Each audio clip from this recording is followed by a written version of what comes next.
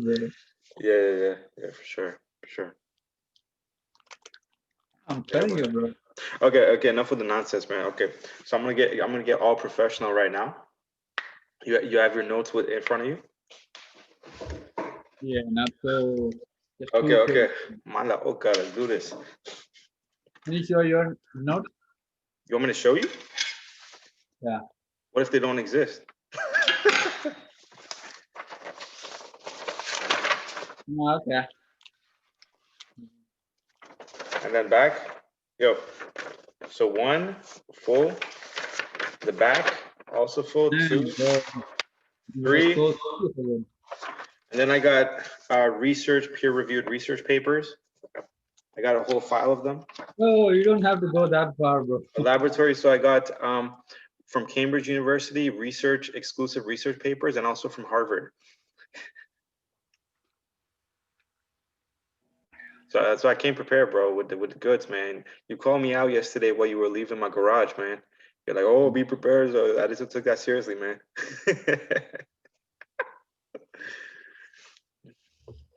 Okay. So how's this gonna start? Okay, now into professional. All right, today we have a debate between Prabha J and Shahrukh Khan. Today we're going to be debating on the topic of ketogenic diet versus a carb-based diet. So how this debate will break down is we will start with opening statements, 10 minutes each. I will start because I am the host. So, and then you will have 10 minutes after to give your opening statements, and then we will talk about the next part after that. Okay, so today I'm going to be presenting a case in favor of the usage of the ketogenic diet. The invent of this model of dietary intake has saved countless men and women from the clutches of a ruthless and savage ailment. A previously thought to be incurable disease has been remedied with none other than simple dietary changes. From the time someone, what? You're sorry. What? So what is the topic of debate? The topic of debate is it ideal for a human to consume a keto-based diet or a carb or starch-based diet? Is Yes, that exactly. Yeah, okay? exactly. And you interrupted my opening statements. Why? Sorry, bro, because I thought you said something else. What did you think I said? Okay, sorry. It's okay. Never mind. No, but see, now we have to restart because that's the point of opening statements. 10 minutes given. It's okay, you did it this time, but don't do it again. So the point of opening statements is you allow the person to speak for their allotted time. Then you have your turn. I know. Sorry, bro. Okay. So I'm going to start that all over again. Thanks to some people being very rude. You know, mala oka. Okay. Just beginning again. Okay. So today I'm going to be presenting a case in favor of the usage of the ketogenic diet. The invent of this model of dietary intake has saved countless men and women from the clutches of a ruthless and savage ailment. A previously thought to be incurable disease has been remedied with none other than simple dietary changes. From the time someone is diagnosed with type 2 diabetes, they are given medication, primarily insulin, which in actuality exasperates, increases their symptoms instead of reducing them. Ketogenic eating is so effective in lowering blood sugar and glucose levels that within a few weeks of implementation, cases have shown to effectively reverse type 2 diabetes.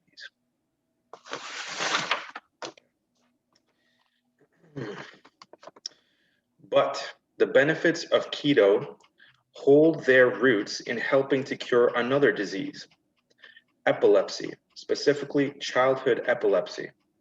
For this, I must present to you the historical facts.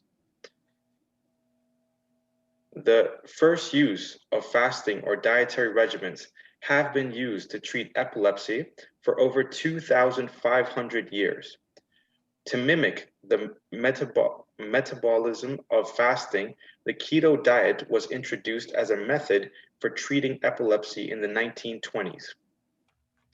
This method remained the go-to treatment for the next 2 decades until a modern-day and anti-epileptic drug came into use, which use of this diet declined drastically. By the end of the 20th century, this therapy was only available in a small number of children's hospitals. However, in the past 15 years, we have seen the reemergence of this diet as an effective way to lose weight and maintain an optimal way of eating in general. Okay. So now let me provide some factual evidence to why the ketogenic diet is the ideal way to eat for humans to optimize both their physical and mental health.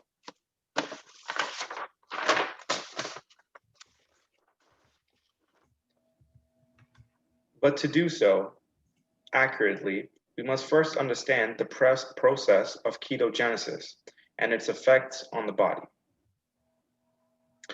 A ketogenic diet consists of high fats, moderate protein, and a very low carbohydrate intake. Macronutrients are split into roughly 55 to 60% fat, 30 to 35% protein, 5 to 10% carbohydrates. Now I will explain the physiology and the biochemistry behind ketogenesis.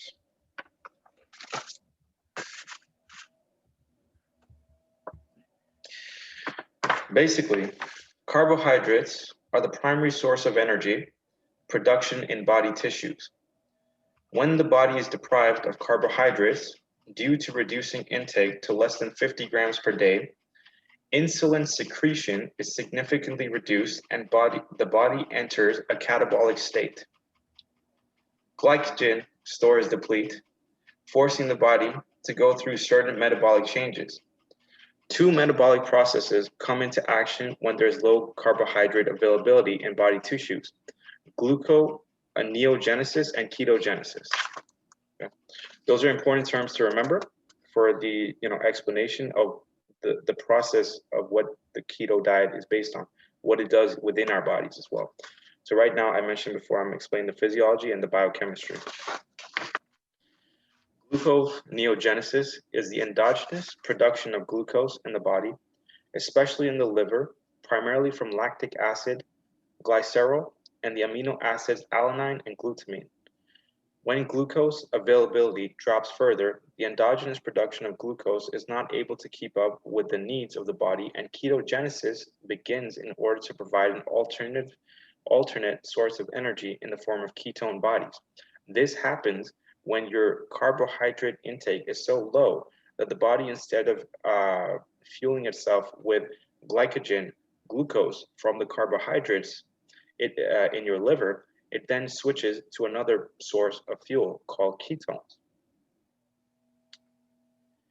Other hormonal changes may contribute to increased breakdown of fats that result in fatty acids. Fatty acids are metabolized to acetose, which is later converted to beta hydroxybutyrate and acetone. These are the basic ketone bodies that accumulate in the body as a ketogenic diet is sustained. So there's a buildup of ketones the more you prolong this way of eating. So essentially the benefits increase over time as well. This metabolic state is referred to as nutritional ketosis, which is a state of digestion that we're going to be speaking more about later on in this talk. As long as the body is deprived of carbohydrates, metabolism remains in the ketotic state.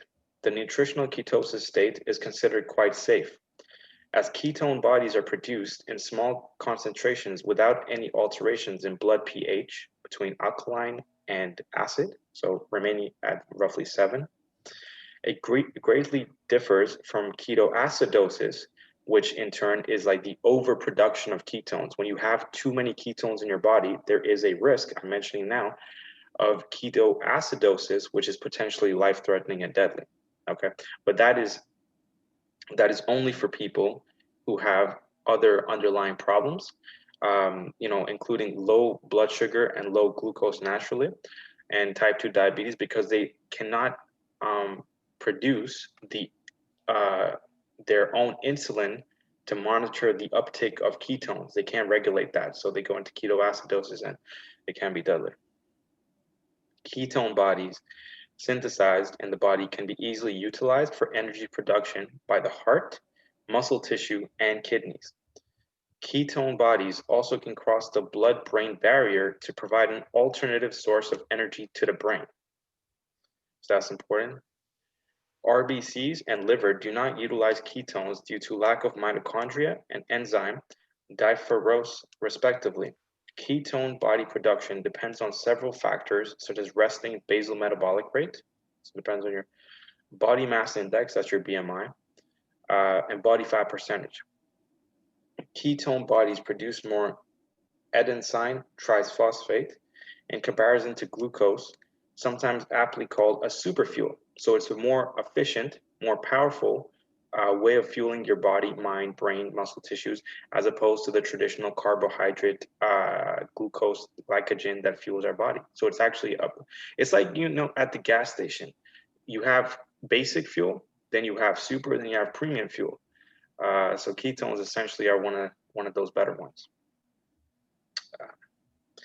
Okay, I'm not going to get into the statistics, but this is a lot of this. I've been adding my own narrative as well, but this is a lot of the research paper that I switched into from my basic statements that I prepared. Back to this research paper to refer to. Okay, and now I will go back to my statements. Now, with all that being said, nothing is perfect. And we will admit that keto is not without its flaws. But I believe at the end of this speech, you will agree with me that the benefit of this diet far outweighs the negative. Thank you.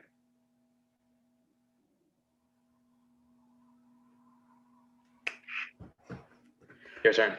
Okay. That was good, bro. Okay. Okay. Yeah. I mean, I got lost when there was lots of technical stuff. I got lost. But anyways, uh, okay, I don't have much technical jargons like you. I'll be open with that. But okay, I'm gonna start my opening statement. Go ahead. Okay. Yep. So, so I'm arguing that humans are most likely a starch eaters and have evolved to be one, or, or evolved to be, or, or evolved to survive on a. Okay, okay. I'll start from the first. I'm arguing that humans are most likely a starch eaters and have evolved to be one. Our starch-based diet is the optimal diet for our survival and fitness. And I'm going to provide all the data and evidence I have accumulated. Just the basic info, starch refers to complex carbohydrates. I'm starting with the simple fact that out of all the geographically isolated populations with their diets different from each other, the healthiest population lives in Okinawa, which is known for having a large number of healthy old people who live on a starch-based diet. 70% of their diet is starch coming from mostly sweet potatoes, and 80% of their total calories comes from carbohydrates. Moving on to my second evidence. Historically, all large successful human populations have acquired their bulk of their calories from starch. And the list is native Mexican cultures were eating corns. South American cultures lived on potatoes. Egyptians and Middle East, which was known as the breadbasket of the world, lived on wheat. All armies ran on starch.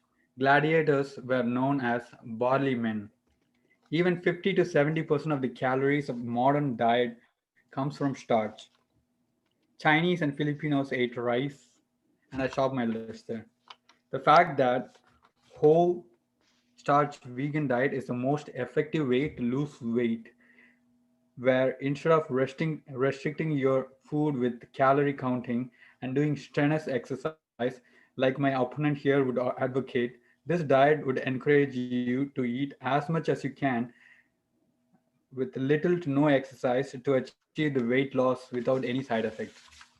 Like side effects like bad breath, constipation, fatigue, lethargy, high blood cholesterol, and sometimes even death, which the keto diet will give.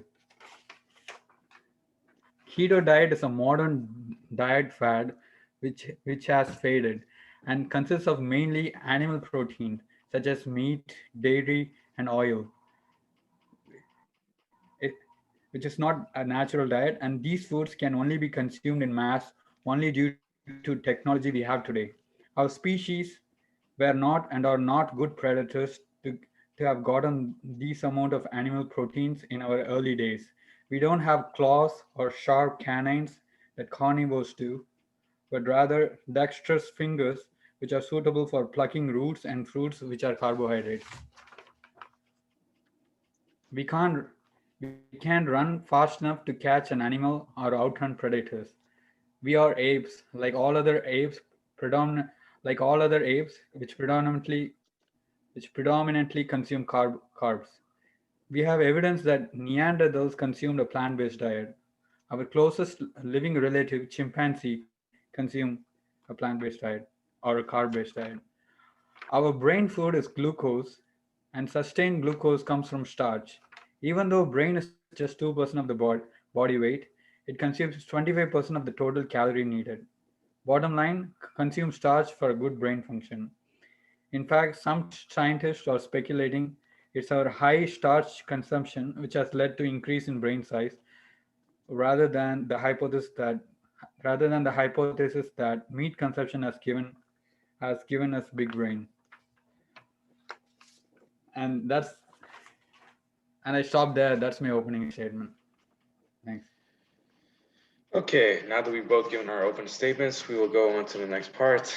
We'll see how this goes. Okay, so in this part, I will, um, you know, essentially rebuke some of the things that you said because some of the claims that my opponent here has said are quite frivolous, and I will dismantle them handily. So let's go.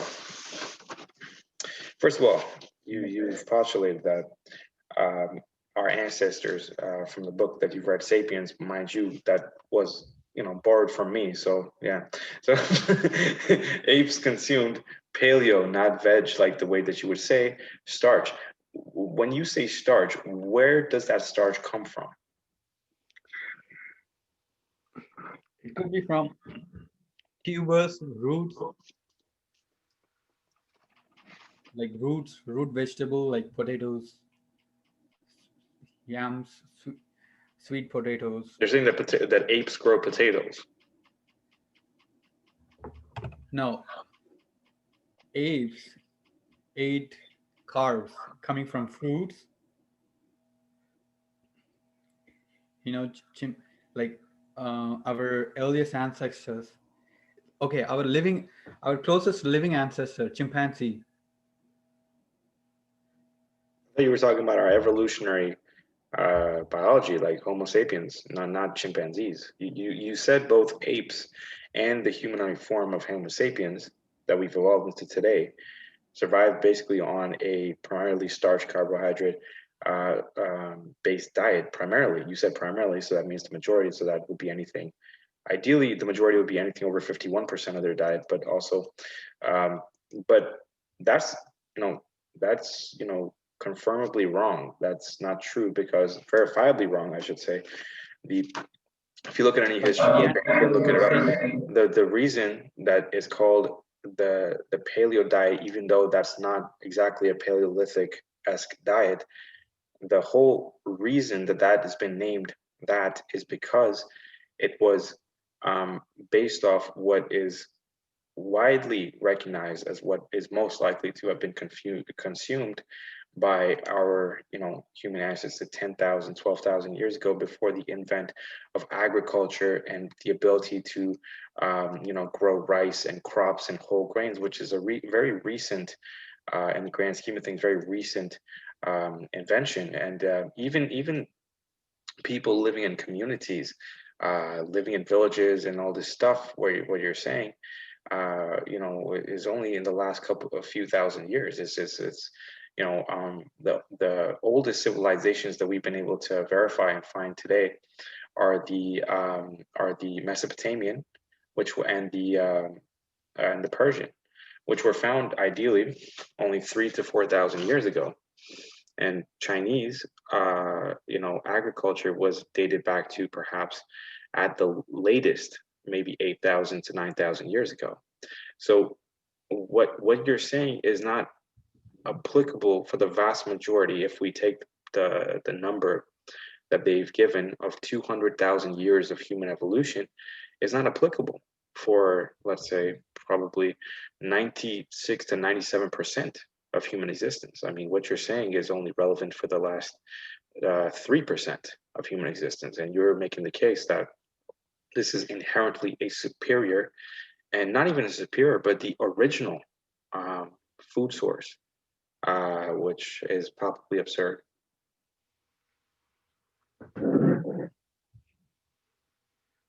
I mean, I agree that the agriculture is a recent invention, but like 10,000 years is,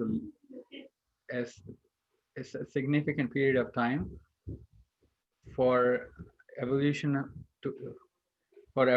to take place and to, for evolution to make sure that we are we are more dependent on starch rather than meat.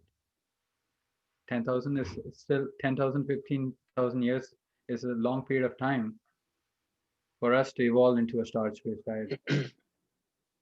No, but you've made the case that this is a better diet because it is what people in olden days ate. I'm taking you back even further and saying that was impossible for 97, 96% of human evolution, only for the last 3%. And now you've completely changed your tune, right?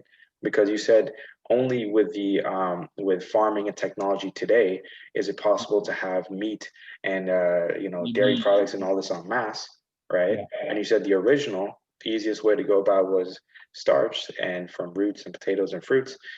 But when I made the same argument even further back, you make the opposite argument. You say that, oh, wait a second, 10,000 years is long enough, and why are we talking about 190,000 years back? Is that you have one argument, but when I take you further back, you use the opposite argument, right? Okay. Okay. I can show you a paper where it shows that our Neanderthals could have been lived on a plant-based diet. Even our ancestors may have for survival needs they could have consumed meat, but the reason we are successful, the reason humans are successful than other apes, is because we consume plants. Explain that.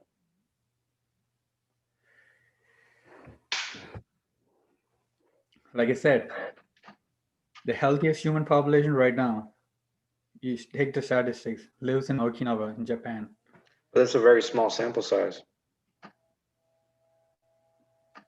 And say the successful population. I gave you a list of civilization. Yeah, I know, but we're talking about the Okinawa one, right? You're making the case that I said you said they're the healthiest people. It's a very small sample size, right? Yes. Yeah. And they don't live on a completely starch-based. They're more of a pescatarian type diet. Okay, actually, they consume way less meat than you think. Like small portion. That's like maybe during. Do you have citations or proof of that? I do. I don't have it right now, but I can Write them, send. please. Huh? Provide your citations and evidence, please. Okay, I can make a note of that right now, and then I can send you after this. Okay. Ideally, you would come prepared, though. All right. All right. This is going just as planned. All right, This is man. just as All right. I planned it. Okay, so now you talk about biology, right? You say that human fingers are not designed for meat, for they're more designed to like we say pick berries or like vegetables and stuff like this. Just We can, as you can see, we are similar to all other apes. yeah. It's like dexterous fingers. We can climb trees, pluck fruits, Mm, dig roots, and take it. We don't have claws like other predators, like lion and cheetahs have. okay, but And do I you forgot think? to say this Go one. ahead. Our intestine more resemble a herbivore, and our teeth more resemble a herbivore. And a chewing motion, like our jaw motion while eating, Mm, predators have up and down motion and doesn't have a sideways motion. Herbivores only have sideways motion. So all these say that we are plant based. Now we are now, if shifting. you're using biology as Yeah, a thing, I can also throw in these coincidences, really, because that's what they are. That prey usually have their eyes on the side of their head so they can see things coming. So they have eyes here so they can have a massive peripheral so they can see predators. Predators have their eyes on the front so they can see prey. That's also a biological, like if you want to get into that game, but and as well as the teeth, like I think you know that we have sharp teeth as well, as normal chewing molars. can Sorry. you see the sharp teeth? Yes, yes. If We you have we have canines, yes, and yes. it's not we cannot use this canine to tear flesh. You do understand that We evolution includes changes to your physical appearance, right? So as humans became more domesticated, they did not have to run after prey, grab it by the throat, and rip it off with their mouths. They then created spears where they used weapons to do that part for them. They were just required to chew it properly. And that is why we have canines. canines exist both in herbivore and a carnivore. Okay, okay, so let me ask you this. You do Hippopotamus realize has a you large do hippopotamus has is a herbivore, but it has a large canine. well, no, once again, I reject the premise because you do realize that new research has come out that the herbivores that they thought were purely herbivores are actually omnivores. They also eat meat, most of them, chimpanzees They're included. opportunistic. No, no, no, Yeah. chimpanzees included. Let me finish. Chimpanzees included, hippopotamuses eat meat, giraffes eat meat, gazelles eat meat, zebras eat meat. They all do. They're opportunistic hunters, but they're not completely herbivores. They will eat meat if a small animals come their way. I There's think videos of it.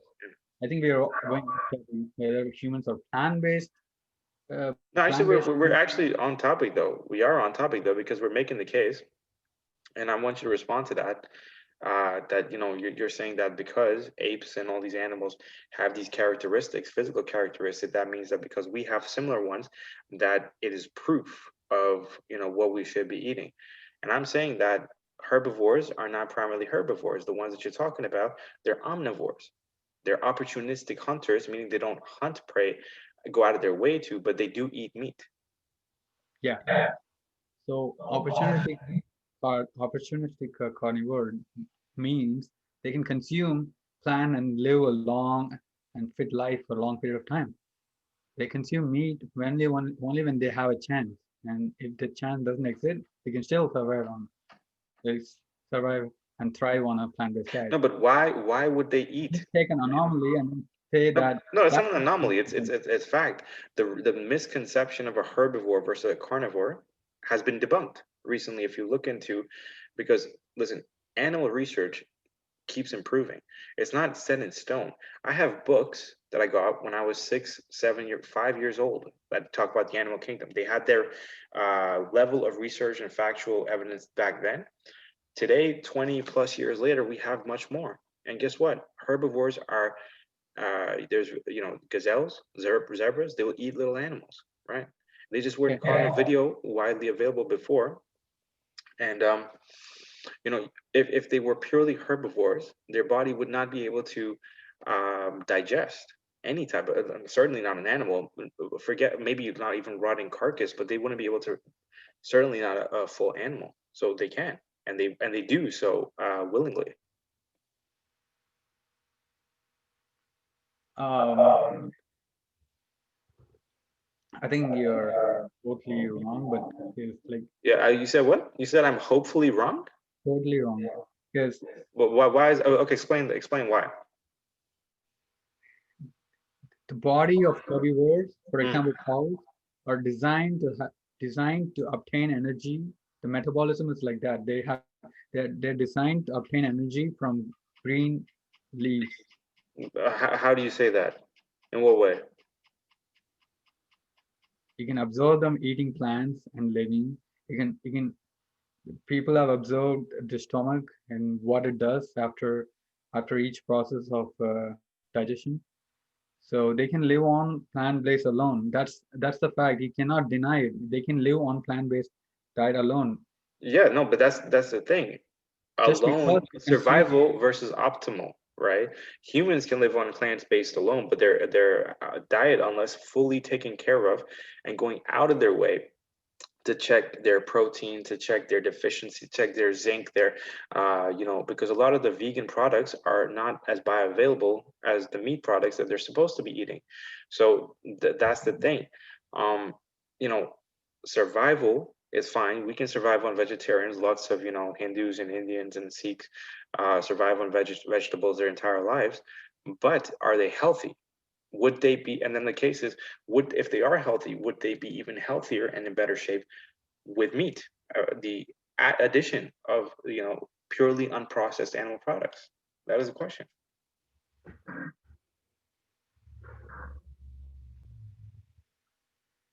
the thing is, you have a Mm. Go ahead. you say that consuming meat will make you healthy.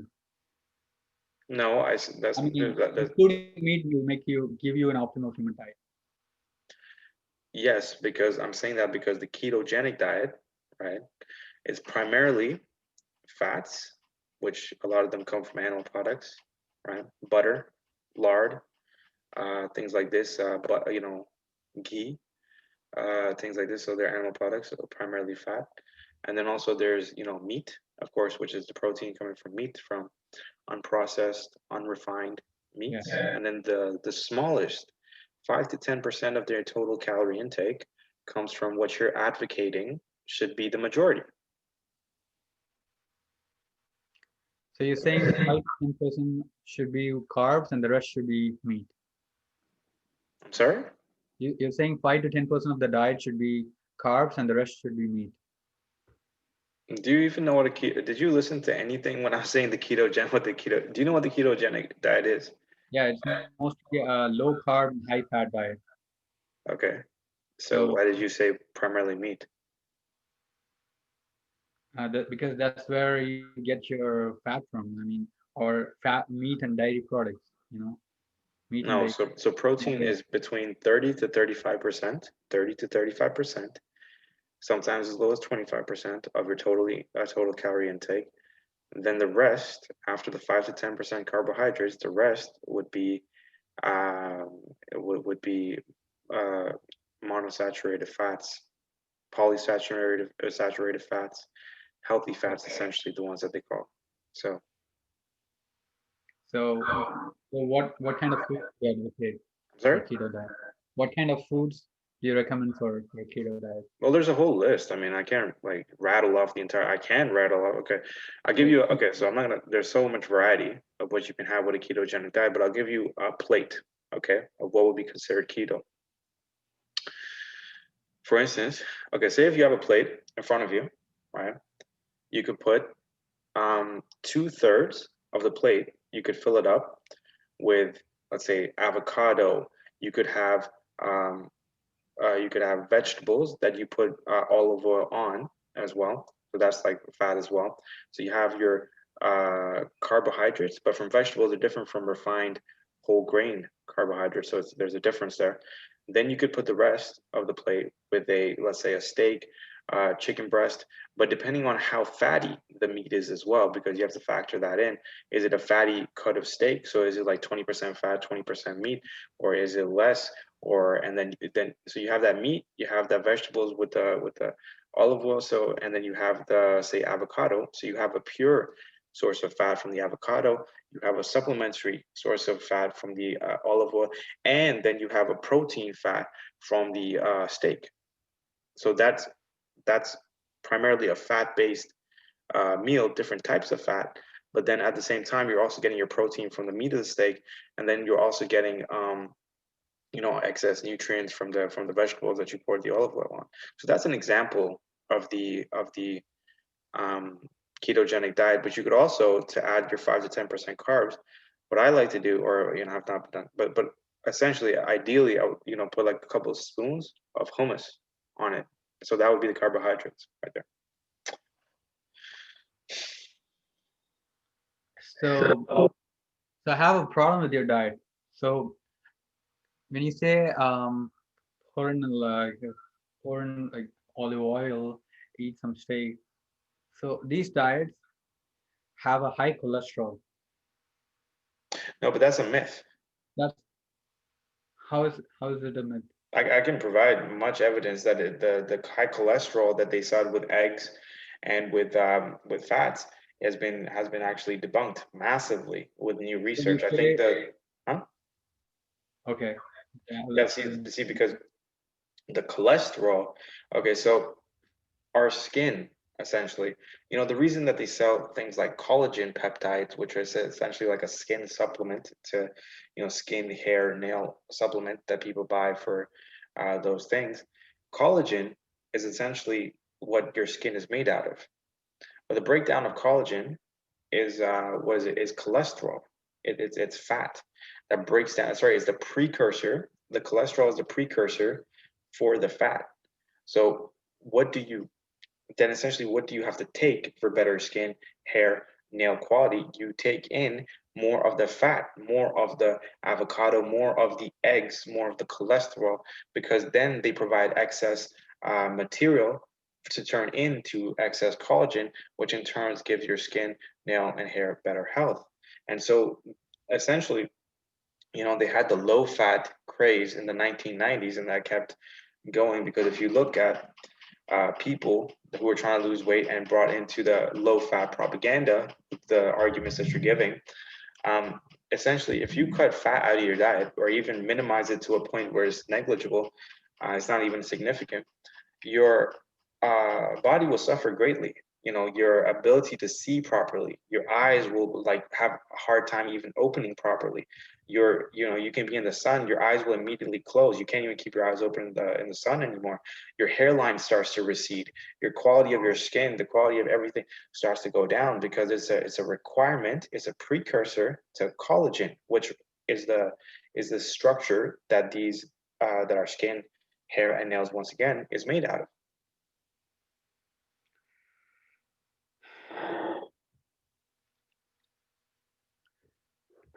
okay.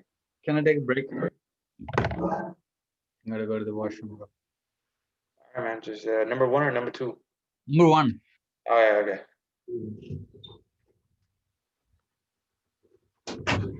Right now we will take a break while he's away.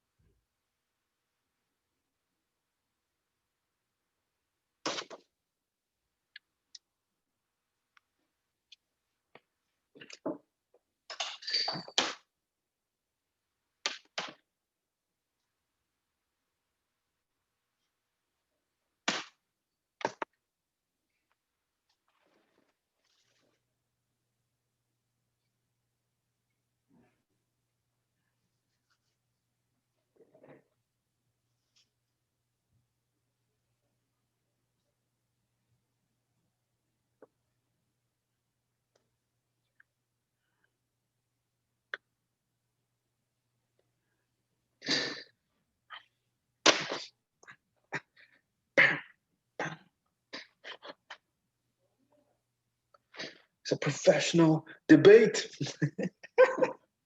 Problems run away. Problems run away. We're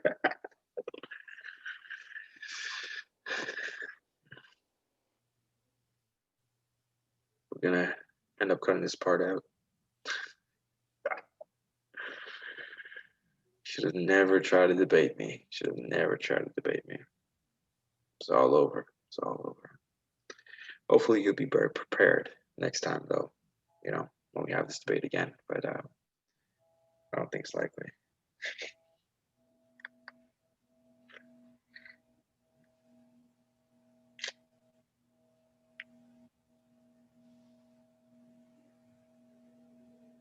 I'm gonna take a piss too.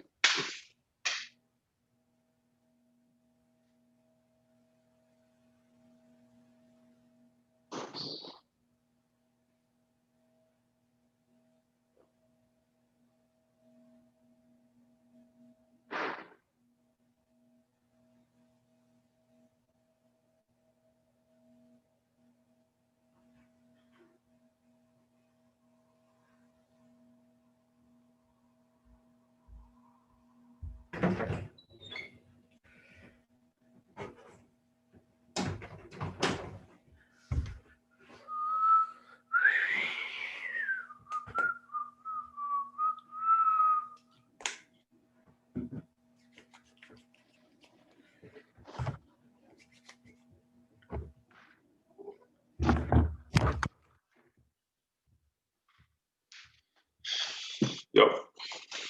Yeah, I do. So I can just imagine you in the bathroom, like, fucking guy, fucking Shahrukh, man, he's doing. um, All right, let's go, buddy. I do.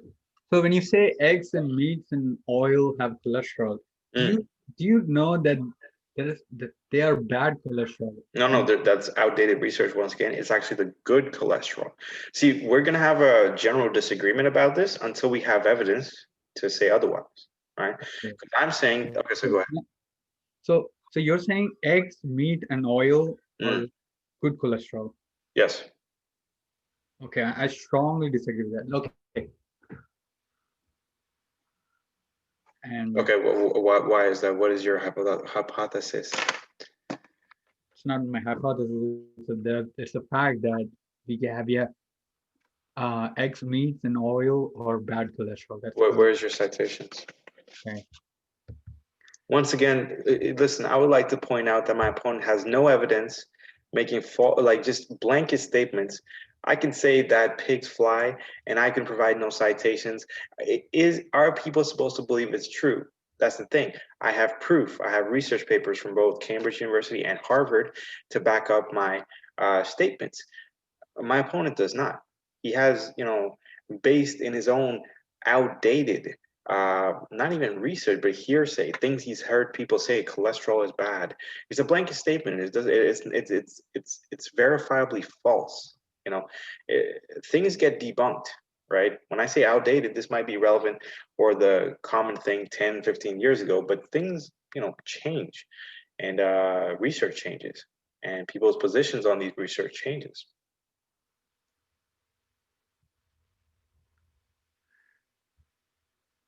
Go ahead.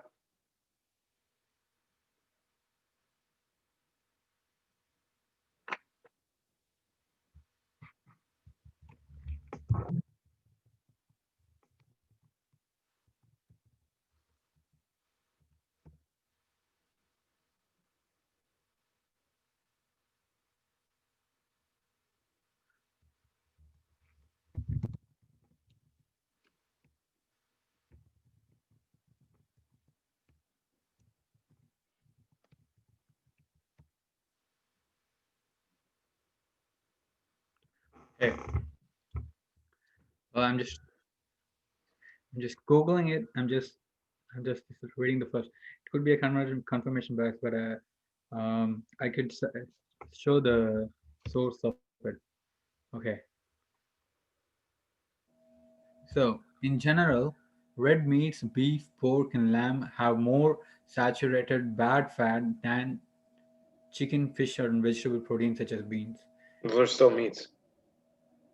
There's one chicken there, one meat there. Chicken, You fish. said chicken, fish, right? That what's Yeah. your both meats, right? So for now you're stopping. You're okay with. So you're saying you shouldn't eat red meat too. I did not mention red meat. So when you said meat, you're just generalized. It includes every meat under the umbrella. So Right, but when you're you, saying you're anti-meat, right? You're a proponent of starchy carbohydrates, which does not include meat. But you're mentioning meats, right? what I'm trying to say is that when you said all meats have good cholesterol, that's what I you didn't say mean, that. right? I didn't say that. Well, You asked me about you said meat. you asked You me didn't about egg. say You asked me about eggs, you said beef avocados, steak. You said beef steak. right? So That's red meat. you asked me about eggs, olive oil, and what is it? Steak, fat from steak. Yes, those things are good for you in the sense that they provide the good type of see. Okay, but you need to know the difference between bad and good cholesterol first. The cholesterol is not only a sort of thing that your body metabolizes and derives collagen from, which I've explained to you the benefits of your skin, your hair, and your nails, but also happens to be the precursor for testosterone. So if you cut out these things, you will have low testosterone counts and will be, primarily dysfunctional in many aspects of your life. So that's another thing, you know. See, I do think what you said at the beginning is true that you do have some type of confirmation bias. I mean, what is this source? www.heathot.org. Yeah, that doesn't even sound official. That sounds like a nonsense, like fad, like a vegan cult website or something, you know? It's like, at least, okay, look, I typed in on Google cholesterol, is it good or bad? So it's non-biased. It's not, I'm not saying, I'm not searching Google, is cholesterol bad? I'm not searching, is cholesterol good? I'm saying, I'm asking Google, is cholesterol good or bad? So it's both opportunities. The first thing that shows up is this. Read that. Cholesterol is a waxy, fat-like substance that occurs naturally in your body. Many people think that cholesterol is harmful, but the truth is, it is essential for your body to function. Okay, So that I is get after, it. I sorry? need. I know. I'm. I stand where I am. I know there are cholesterol is important to your body, but you have to differentiate between a good cholesterol and bad cholesterol. Good cholesterol are produced by your body automatically without meat. They, Mhm. it can come from plants, but bad cholesterol, there is no plant-based food which gives you bad cholesterol. But No, bad but cholesterol why is comes it from bad plants. though? Why is it bad? Do you know the distinction? Why are you saying good and bad? Why is it good and why is it bad? Um, okay, I don't know the details, but I know something. I know something. I don't know everything, but bad cholesterol But this raise the not but this raise the continue. it has side effect. It has symptoms like raises your blood pressure and it makes you fat. Those things. So that's why it's bad. Yeah, your risk of cardiac disease increases with high high number of bad cholesterol in your blood level. Hmm. Yeah, but it's not the same for good cholesterol. Okay, do you even know what the bad cholesterol is? You said it's a detail, but it's not. We're not getting into the details of the blood work and the epidemiology, but it's very basic. Like if you're gonna make these statements, good Yeah, and I know bad one thing is cholesterol. mono and one thing is saturated, one thing is unsaturated. That Okay, means chemically you can use a technical term. One is monosaturated, another one is poly, yeah, I don't need that. I mean, I'm just a bird's eye view. There are two cholesterol, good and bad cholesterol. Good cholesterol comes from plant-based diet, and bad cholesterol come from meat, dairy, and egg. Yeah, once again, it's wrong because you're making this blanket statement. All plant-based diets. Can Uh, I can I provide the evidence right now? but let me just say what I'm gonna say. Ideally, the bad cholesterol that you're referring to is low density lipoprotein. So LDL, when you find in what is it in your blood work. So if you get your blood taken and then they do a blood report on that, you will look for LDL, which is low density lipoprotein, as your essentially your bad cholesterol, because that cholesterol, if gone over a certain amount, would is what you would be calling um, essentially bad cholesterol.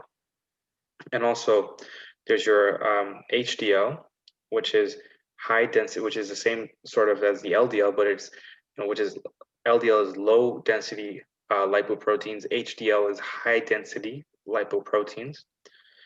And lastly, you would look at your triglyceride count because um, so your LDL, your HDL, and your triglycerides, those are the sort of cholesterol or the hormones that what you're saying would be based on in the past. But future new evidence has come out that it's not as bad as once thought.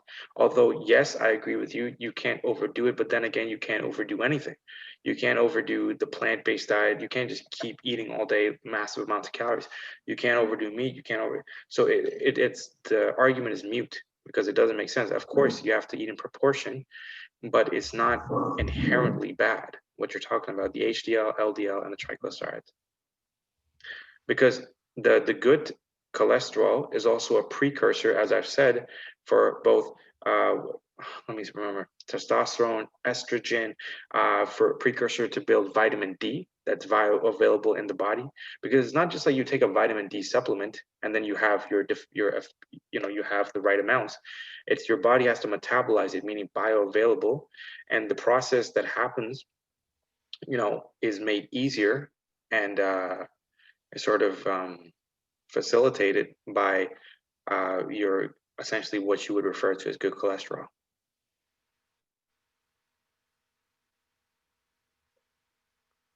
I see vitamin D as a red herring. I mean, You what? I see the vitamin D. You bringing the vitamin D as a red herring. You're talking about you're talking about whether keto diet, which is predominantly meat, dairy, oil, as you said. Yeah, but we're still talking about it's not a red herring. It's on point. You said that okay, let me explain to you how this began. If you remember, I was talking about the plate. You asked me that the meat with the fats, the olive oil, and the what was it? The what did I say as well? It was the olive oil, the I think avocado, or like, and then Those are beef steak. That's the first thing. Red meat. okay, steak, olive oil, Uh, and eggs, right? Eggs. You were yeah. talking about them being bad cholesterol. I explained to you, just debunked it right now. Can I I can, see the evidence, please? yeah, sure. I can refer you if you take this website down. I can refer you to the evidence. So this is a Yeah. Harvard study. Um, essentially, let me look up the. I mean, a link would help, dude. Okay, yeah, no problem. Just give me a second. You have WhatsApp, right? There is a chat section here too, dude. Oh, there's a chat section. But yeah, Oh, let me say hi. go ahead.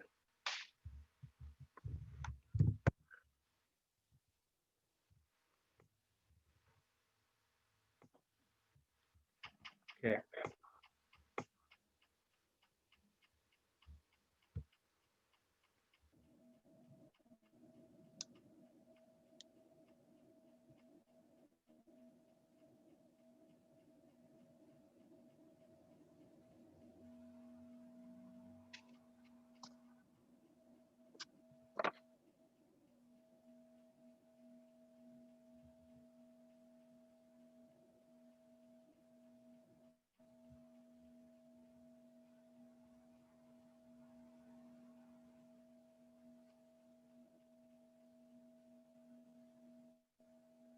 Okay, yo, just type this into your URL. It's short.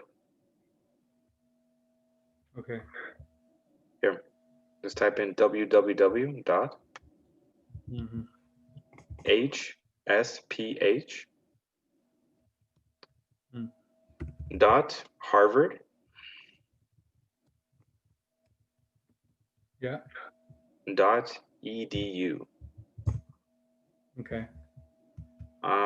Dot edu, and then it's like an arrow that goes this way, Yeah, like slash. Yeah. like an arrow. Yeah, okay, okay. So Mm. cholesterol.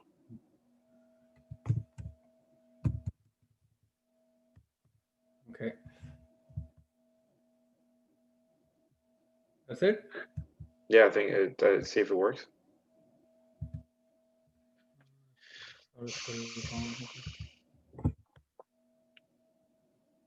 Oh man, there's so much easier way. Hold on, so much easier. Here, I just Just sent it to you on copy WhatsApp. and paste the link. Yeah. Yeah, I just sent you the link on WhatsApp. Okay.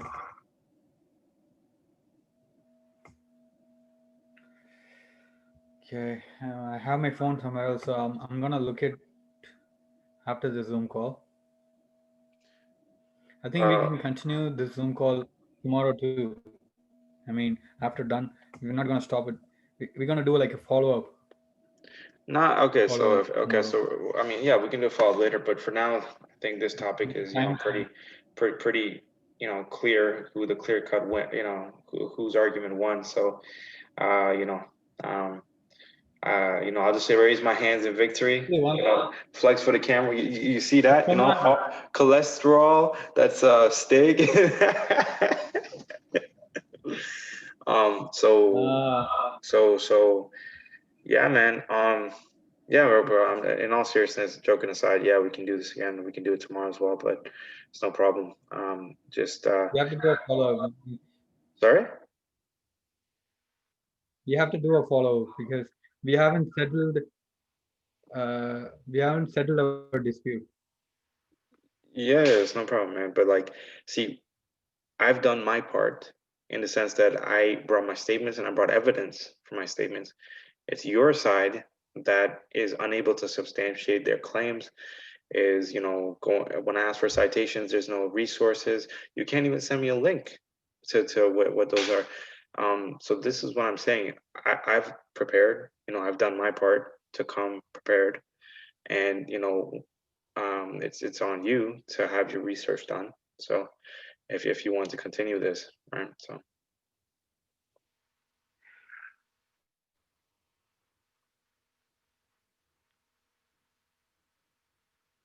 Um, I mean, I know it's not your fault that I don't have time to do it, but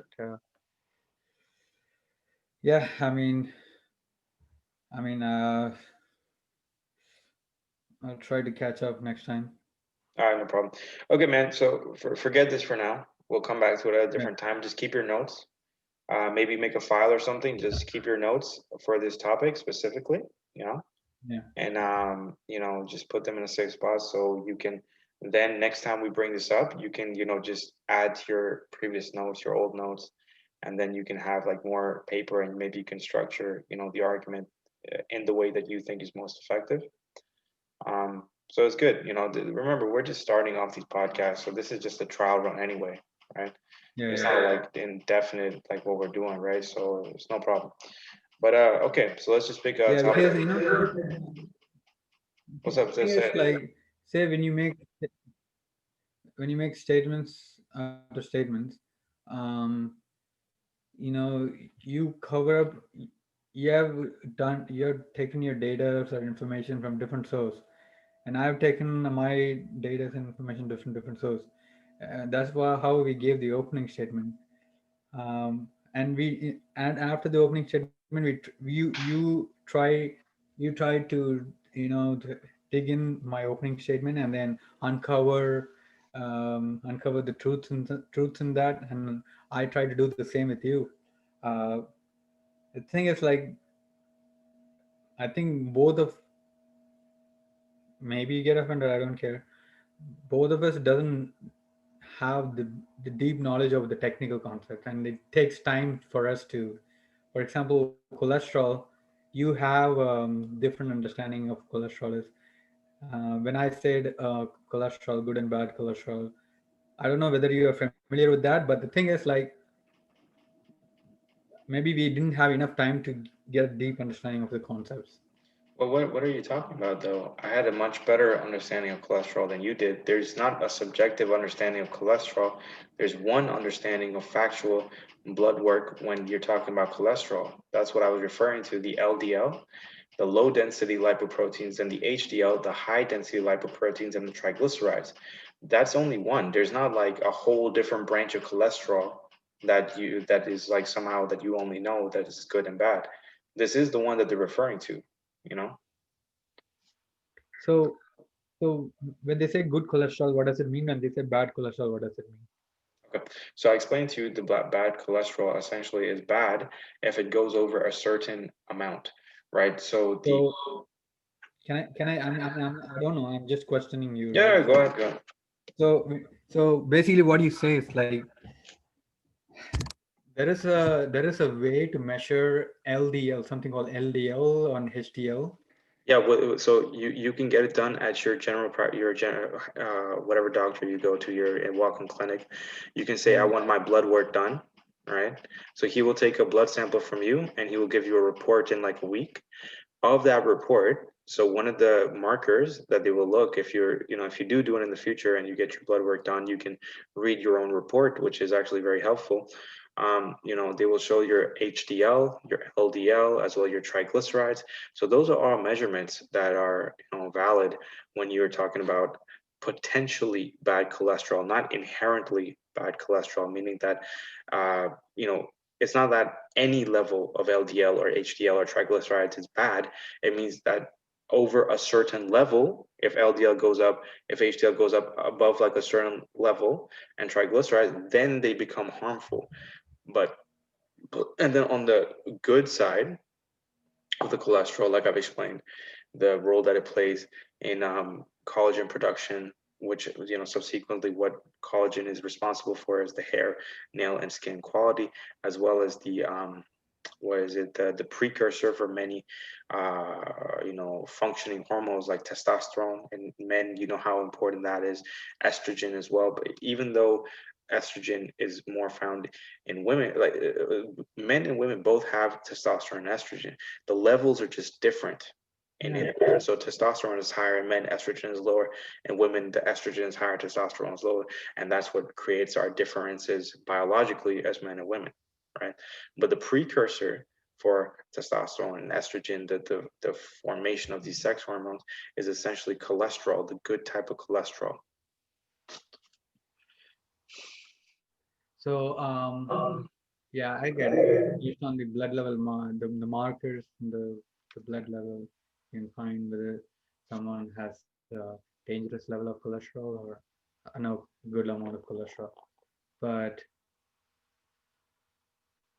uh, so when they say that avocados and olive oils are a good source of cholesterol, whereas meat and dairy are a bad source of cholesterol, do you think the statement is just said by laymen who are wrong, or do you think?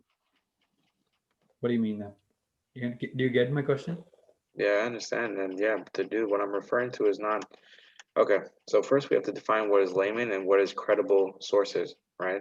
So a credible source would be ideally what scientists, doctors, physicians, everyone of authority that do this stuff, researches, look at peer-reviewed research papers, right? So I've explained, I think we talked about this before, what research, peer-reviewed research means.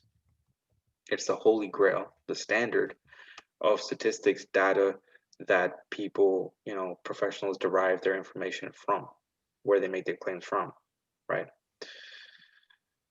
Essentially, a layman or someone who's been debunked would be the exact position that you're taking with good and bad cholesterol, being that cholesterol is inherently bad and all this stuff would be actually a layman argument, or at the very least not up to date, in the sense that research has changed more. More research has come out, and So when you ask where I'm getting my information from, I'm telling you, so the link that I send you on WhatsApp, you can check out yourself, is a um, is a paper that was research paper that was written from Harvard Medical School. But you might say, okay, well, that's not a scholarly article, that's not a peer-reviewed research paper in itself.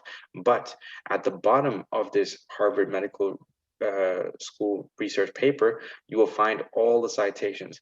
Actually, so so those citations, if you click the links, are actually will take you to the research, the raw data papers that they derive this conclusion from. So they have maybe like 10, 12, 15 citations at the end of the Harvard research report that will link you to all the peer-reviewed research papers that they used to make this article that they've written statistically accurate.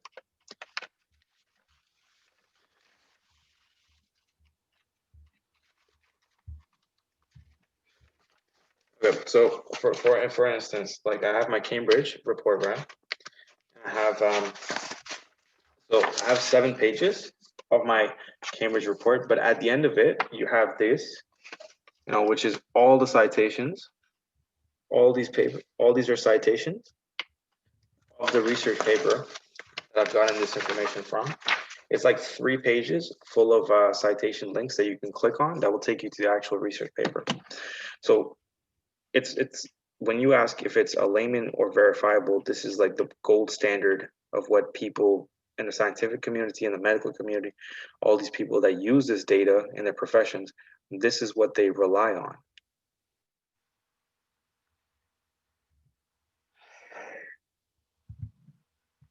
Okay.